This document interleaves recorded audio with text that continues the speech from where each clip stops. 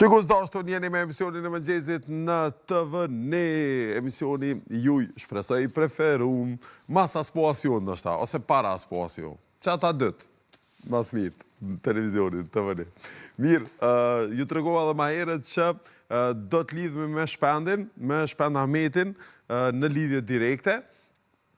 Nuk e kemi bë ka herë në ekrane televizive, në vërtet ko pas kohë, sporadikisht, po në ekranin ton të TV-herët se kemi pas asë një herë. Mirë mëngjes, Shpend. Mirë mëngjes, Kek. A mu ju qove? Pa i më shtine. Se të veta njerë, po t'i tha qona gjatë në 8:30, qona gjatë në 8:30. Qona. Qo është pe gjumit. E kalzej gjithë një historiet kur na patën thirë në Londër, në një konferencë me Bloombergun, na patën pru një sleeping coach, një trener gjumit. Aty në pauzë ish treneri Manchester United dhe Real Madridit. Dhe unë është qëmë përsan i mëngjezit shumë. Ja i theke që ti mund është më qunë ora 7 mëngjezit për çdo ditë, po nëse nuk je person i mëngjezit, nuk mund është me ndru ciklin e trunit. Theke ka njerë që funksionojnë prej orës 9, ka njerë që funksionojnë prej orës 7, po me zërë nuk mundëm me ndryshu ato. E theke që dalimi mes venit parë e venit dytë në Spanja, po në Angli, futbol është vetë gjumi. Bile theke që Real Madridin e ka po kampion, kur ja u ka ndru treningun prej orës 1:30 në 3:30, për shkak se një atë i 3 është graveyard shift, apo ai orari i varëve që i thoi që s'bën me punu asë një gjo. E më nej ka kolegë të mi në gusë që në të është në vishë e ki shpikit coachin për me arsyetu që nuk funksionan në mëngjes. Po, a ki shkru libra për këtë punë. Do më thonë që kë trajneri i gjumit e paska bu Real Madridin kampion kër ja ka shty për 2 orë trajnimin. Wow. Po thëke se dalim me zvanit parë 2 është vetë gjumi. Se për shkak se talenti në atë nivel është apo për ciklizm thëke njëjtë. Teoria e tyne janë ciklet ka 75 minuta në të gjumit natën, të cilat nuk mund është me hek një, po dush me sa mësu gjatë ditës. Se dhe ki njeri flanë në cikle për 75 minuta. Okej. Unë mu më doket që e kom dru... Me fjallë tjera e zgata shumë një më qu, po prapë, dhe më thonë... Jo, shumë informat interesant, se unë për veti më doket që ja kom ndru veti ciklin me zërë, se unë jam konë gjithë njeri natës, edhe tëni e kom ndru ciklin me zërë për vitit 2013, kër jam hinë emision të mëngjesit, edhe tash më doket që funksionaj mirë, edhe pse shumë me zërë qona prap i nali një 70 alarma para se më qu për gjumit, po funksionaj. Mirë. 30 vjetë mund është më që më shtatë, edhe mund është me funksionu, por nuk e ndrën, nuk po ndrejke, nuk po mësejke njeri në atë aspekt, më zërë mund është. Okej, tash dal e udheqe emisionin e masditës, 410 që më marrë dhurata në të vjenë në ta udheqe emisionin e mëngjesit.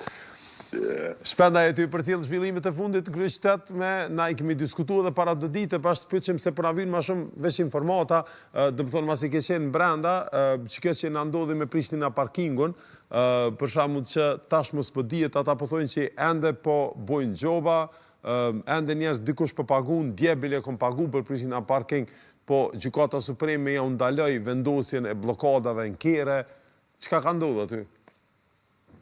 Po aty është e thjesht, shef, në vitin 2019 na kemi kalu regulorën për parking, por këtë kemi bo atëherë në bashkëpunim me Zagrebin, kemi punu një 6 muaj në regulore. Dhe në vitin 2023-2024 e kanë bo regulorën e re, por aty në atë ndryshim, është bo ai problemi cili është problem tepër i thjesht. Ajo është se kush ka të drejt me vendos gjoba, dhe kush ka të drejt me vendos blokata. Do me thonë, në legislacionin ton, nuk mundet një punëtor do me thonë, do një ndërmarrje publike me vendos gjoba, sepse nuk e ka atë autorizim. Pra ta të fyë na, po thëmë, këto i kemi diskutu në detaje, sepse Zagrebi, Ljubljana e kanë pas, dhe plët qytetë tjera e kanë të njëjtin problem, e kanë pas njëjtin problem, dhe ata na pa të nkëshiluat herë, që të kemi shumë kujdes me këtë. Pra, kur komuna e shënjën një vend për parking, atëherë ajo konsiderohet si kontrat në mes të komunës dhe personit që e shfrytëzon parkingun. Pra, momentin që te e pagun, ne kemi bërë ashtu regulorën dhe kjo ka qenë këshilla e gjithëve që të konsiderohet si kontrat. E atëherë, nëse ti e shkelat kontrate, për shembull e ke vendosur se ki pagu, apo ki vendos për 1 orë, e ki marrë 2-3 orë, atëherë e patëm caktuar që inspekcioni, i cili sipas legjislacionit tonë, edhe inspektorat e nivelit qendror, edhe inspektorat e nivelit lokal kanë drejt me lëshu gjoba. Është njëjtë sikur se një inspektor kur shkon te një kafeteri dhe i ka vendos karikat jashtë terrasës të cilën e ka pas lejen për shfrytëzim. Ai inspektor ka të drejtë me shqiptu gjobë për kafeterinë. Dhe kjo ka qenë arsyeja që ne kemi pas vendos drejtorinë e inspeksionit si ajo e cila ka të drejtë të shqiptoj gjobat. Pra, duhet ta bëjmë dallimin edhe në mes të shkeljes së trafikut, rregullave të trafikut.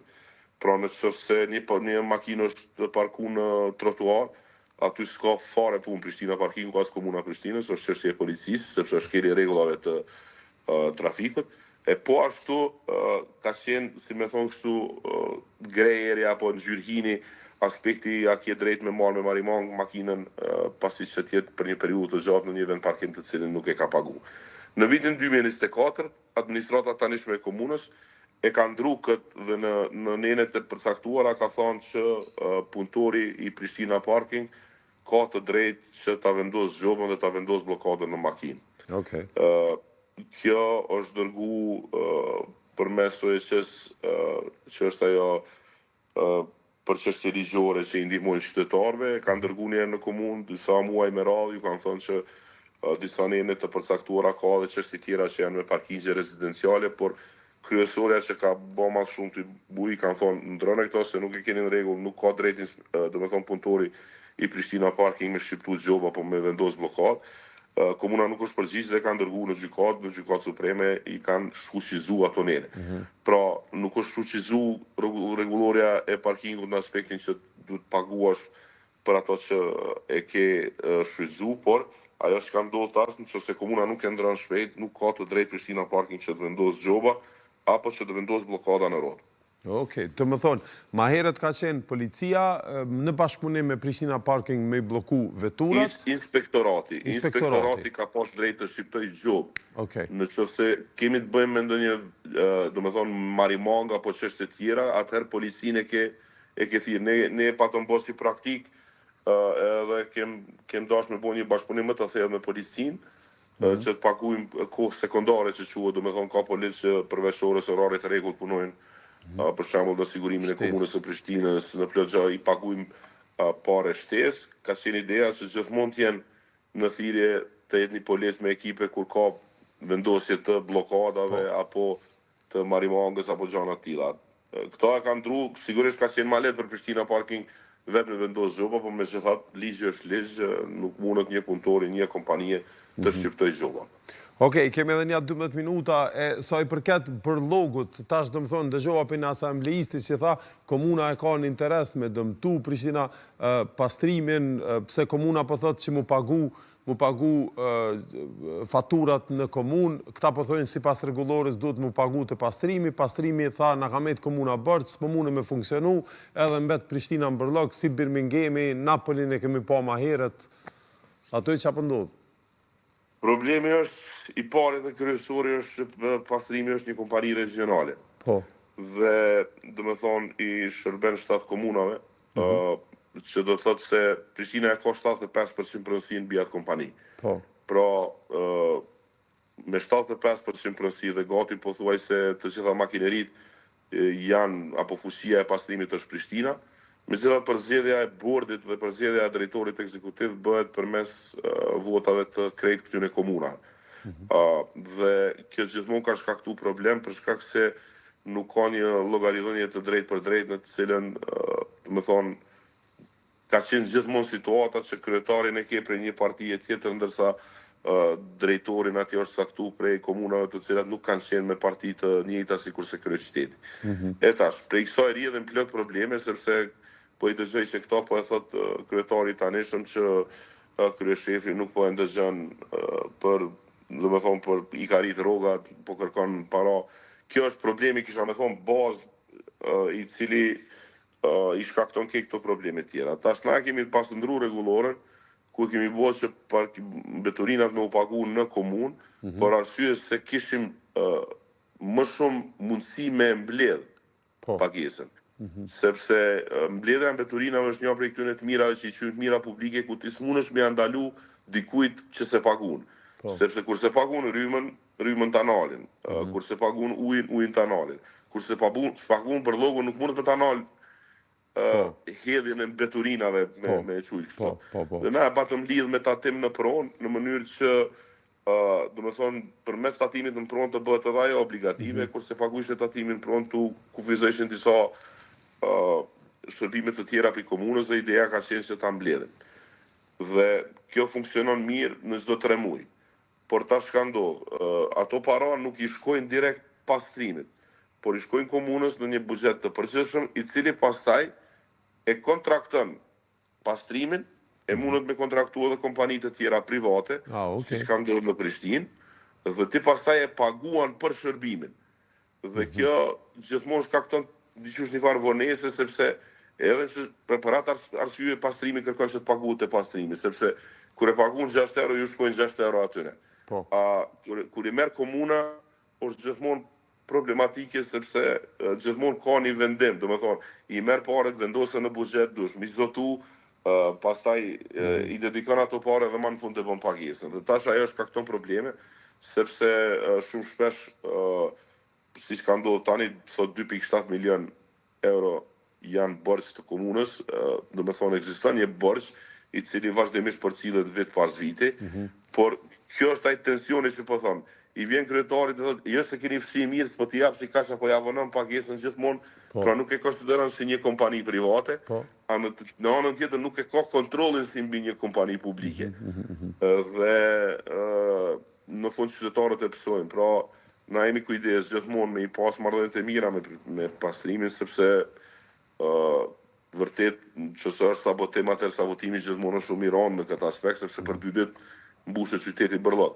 Na ka ndodhur shumë shpesh që na kanë mbyll deponinë në Mirash për arsye politike, për shkak se thoshin ka borxh pastrimi atje tash, se pastrimi duhet me pagu deponinë. Dhe këto janë këto elemente që në fund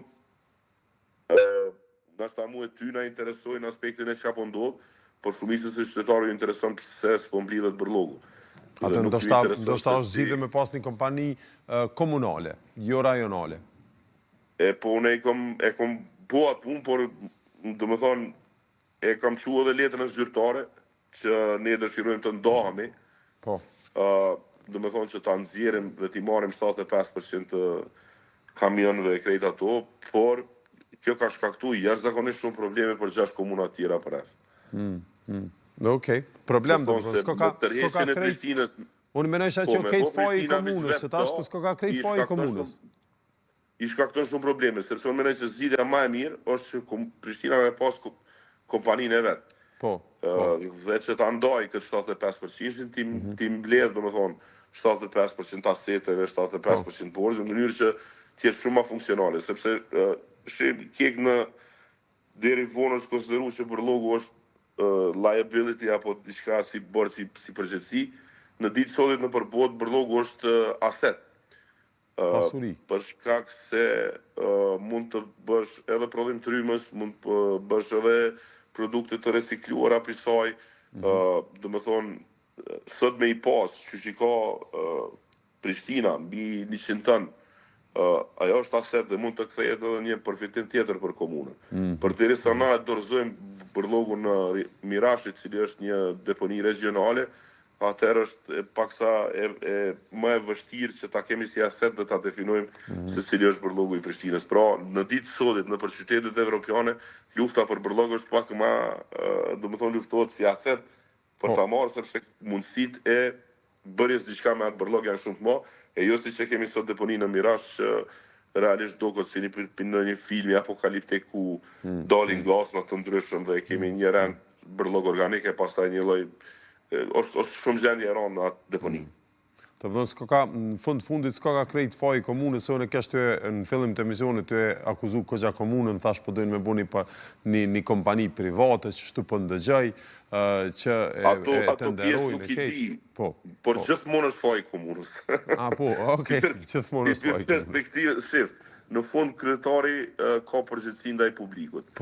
Se si e bën atë, do me thonë, atë si e bën atë është këtë përgjithësi, në fund kryetari do të mbahet përgjegjës. Po ta flas për perspektivës personale, pra nuk i intereson qytetarit se a ka rrit rrogën kryeshefi, as kush o kryeshefi, do më thonë se si po bëhet, pritet që prej komunës, me qenë se është ajo që i mban fundit, paguan dhe sigurohet për mbarvajtjen, në fund s'ku me ditë sa faj me pas Prishtina parking, kjo betejë nuk fitohet në qoftë se komuna nuk e menaxhon këtë situatë.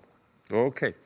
Mirë shumë, atëherë e kaluam edhe këto, sa i përket ngërqit në vend, na ki ndonjë mendim për këto, se unë e thash një sen që Einstein i ka thonë, nëse e bën njëjtin sen edhe pret përgjigje, Definicioni budallakisë. do më thonë definicioni budallakisës nëse e bën, unë e vetë tregova që e kom votu, tregova dhe në emision, e kom votu vetëvendosjen, disa kandidat, jo kryetarin e vendosjes këtë, por disa kandidate mas shumëte, i kom votu në vetëvendosje, edhe që i nja, edhe që asë se s'kom ditë dhejtë moment fundit në vend votim, për kanë me votu. Edhe, po kom drejt më ankun se ata e kam përgjithësinë kryesore se nuk më mune me bërë shumicën, për majnë kandidatën e njëjtë, edhe 15 seanca, po më do këtë absurde. 16. Tash kanë më bua dhe 30. Ai definicioni po shtohet. Shif, unë për këtë rast e kom folë prej 2014, besoj e të njëjtin mendim e kam edhe sot. Ai vendimi i gjykatës kushtetuese ka qenë për mua skandaløs. Cili vendim? Në vendimi i gjykatës kushtetuese vitit 2014, ku veç i pari ka të drejtë të propozoj kandidat. Okay. Për shkak se atëherë, si duket është bo për menaxhu atë situatën, për me leju, mos me leju vlanin me bo qeverinë. Unë jam magjistër i sistemeve politike, pra këtë kam specializim. Rallë herë, mos me thonë asë një herë, mos atë e praj se mos po deli kush po e gjem, po në sistemet e Republikës Parlamentare nuk ka dispozitat të tilla ku shumica nuk mund të zgjedh kryetarin. Pra, me avon të drejtën, veç ati që ka dali pari në zgjedhje, me pas kryetarin për mu kur far kuptimi s'ka, sepse hajde ta shohim një situatë hipotetike ku i ki mbi 20 parti politike dhe i pari i ka fitu 7%, i dyti i ka fitu 6%. Dhe apo kupton me këtë logjik, ai që i ka 7% do të jetë i vetmi që mund ta propozoj kryetarin e ose mundem i pas të dyja të 7%, njëri mi pas një vot më shumë. Në aspektin që shumica parlamentare është ajo që vendos.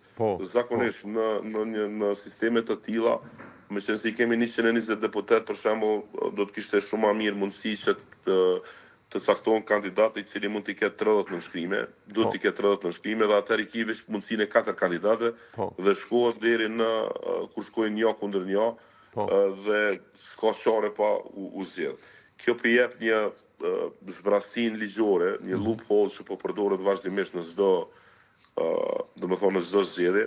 Unë shpresoj që pas konstituimit të këtij kuvendi mund të shkojmë edhe në ndryshime kushtetuese ku kjo përcaktohet në germ, në mënyrë që mos të kemi situata të tilla, sepse në fundit kryetari i kuvendit është përfaqësues i kuvendit, nuk është përfaqësues i të parit. Nën kryetarët janë përfaqësues të partive politike në kuvend. Këtu po do këtë një nën kryetare ka vetëvendosja, një nën kryetare ka LDK-ja. Po veç unë e kam dyshimin këtu që partia, do të thonë, po don veç me shty konstituimin e qeverisë, as aty si ka numrat e po përdoret kjo si veç një bllokadë hershme. Po është sakt, kisha po thotë është sakt, unë po them pse ja lejojmë këtë mundësi sistemit tonë. Sepse unë mendoj që vetëvendosja nuk është e interesuar me procedu për shkak se nuk i ka as numrat për qeverinë. Nuk do të ishte asgjë me thonë, hajde po shkojmë zgjedhje prapë. Kemi rastin në Greqi kur ka ndodhur brenda vitit 3 herë në zgjedhje. Derisa kanë, domethënë shkojnë një lodhën, e paguajnë kostën edhe për qytetarëve, të cilët pastaj mundën me fajsu këndo se si po shkon situata, po ka sisteme të ndryshme, për shembull Greqia ka pas deri para 2 zgjedhjeve që vendi i pari fiton edhe 50 deputet ekstra. Do me thonë, atë që ka fitu 250 deputet këtë parlamenti, 50 deputet ekstra për me e ja mundësu fituesit për me pas një mandat më të qartë.